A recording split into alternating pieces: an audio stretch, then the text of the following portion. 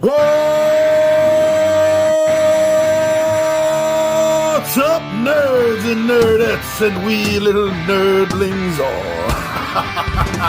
It's your buddy Big Johnny G for Two Gun Pixie presents Legendary Gaming.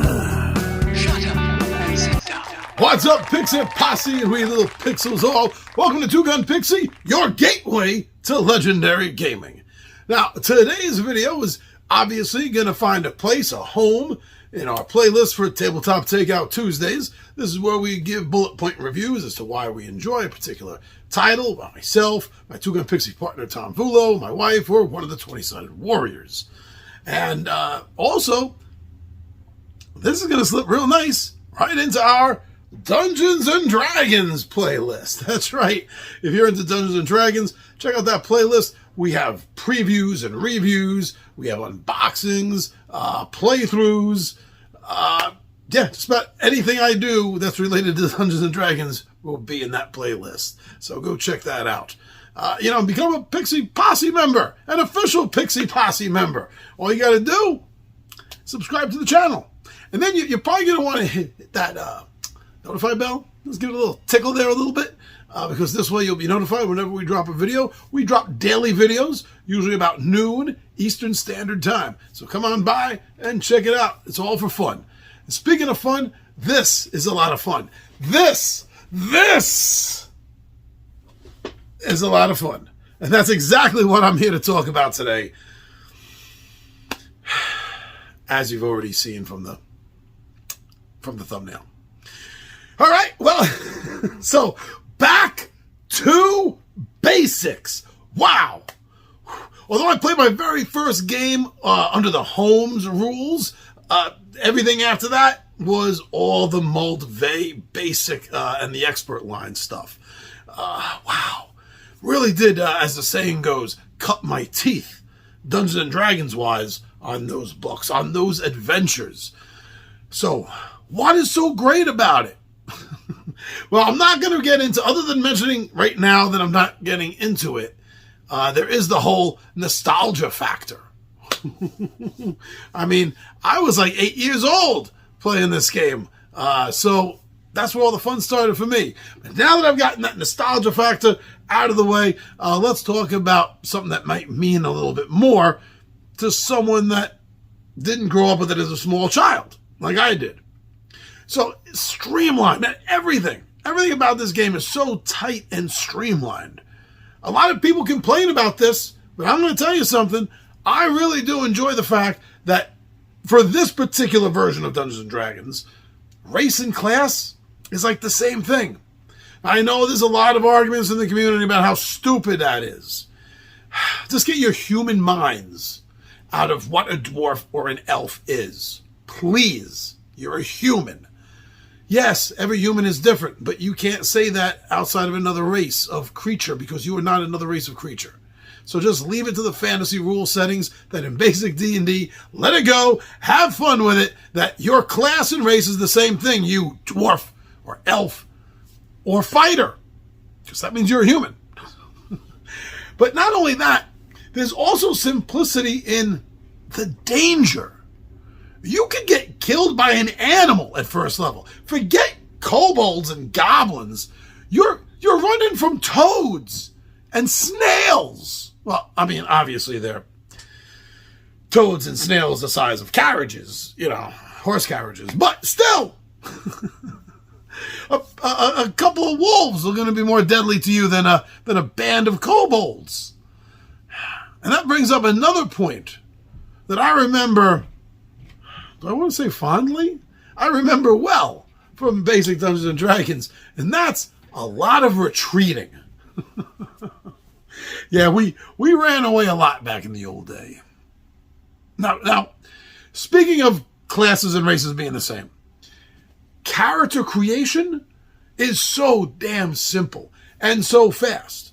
Every single time I've pulled this version out to be played, I make sure to tell everyone you're making at least 3 characters right from scratch. At least 3 characters. And if they're a failure character, chuck them. And what I mean by that is, Sean, what do you mean? No character is a failure. Oh, yes. Oh, yes. You get a whole bunch of single-digit numbers. You're not taking that fool out on an adventure. Just scrap it. Scrap it. I mean, scrap that crap. It's tight. You know, if you're doing it the way you're supposed to make a character, then you're just rolling your stats, stat for stat, right down the line. You're not able to just make like 6 different rolls for abilities and attribute them where you want. And also because of this, depending on what your stats are, it's going to determine what class, race, that you're going to be able to play. Your ability scores are going to allow you to be or not be certain classes. It's fast, it's easy, but at the same time, it has a lot of law to it, a lot of order to it, not a lot of chaos. Everything's precise, and it plays like a fiddle. The combat is something that I also enjoy because it is so tight, it is so precise. Really, its ranged goes first. Well, usually, unless you use the optional rule, usually it's just group initiative, right? If no side is surprised, then group initiative. This group goes first, or that group goes first. And when your group goes, it's ranged first, which is going to be your spellcasters and your archers, and then melee comes in. That's it. It doesn't get bogged down with a lot of combat movement. It's not a miniatures combat game. I also some of the most fun modules I've ever DM'd are from the basic and the expert line. You know, I mean, so many, at least in my age category, or the ones that came right after us, our very first module was either in Search of the Unknown, or more than likely, instead of B1, it was B2, you know, Keep on the Borderlands. Great module, but don't let that overshadow B4.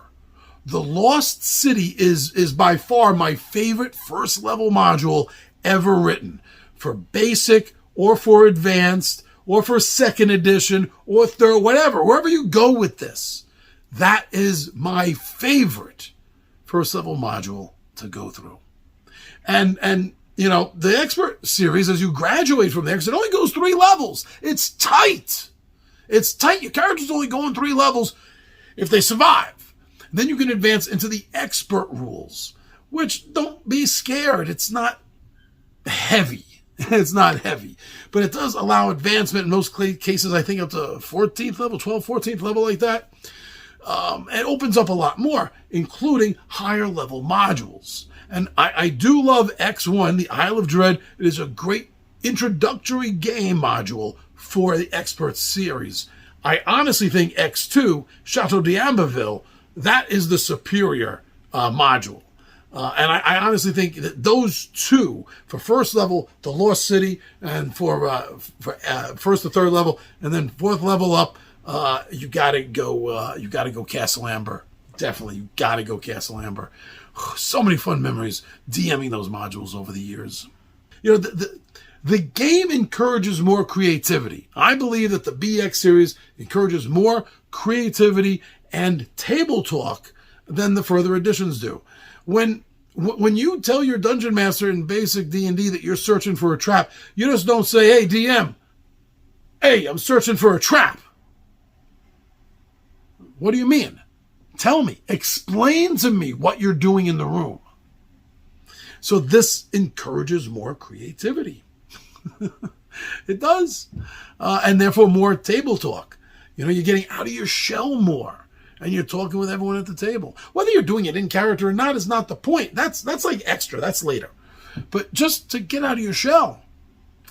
This game is where it started it all. And that's why, to this day, the Moldvay Basic series of the Basic Expert line of books, still, I think, some of the best ever published under the Dungeons & Dragons banner.